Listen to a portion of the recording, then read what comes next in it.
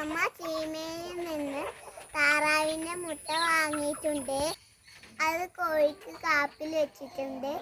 27 ദിവസമായി. കുഞ്ഞുങ്ങൾ കരയുന്ന സൗണ്ടൊക്കെ കേൾക്കുന്നുണ്ട്. നമുക്ക് നോക്കാം.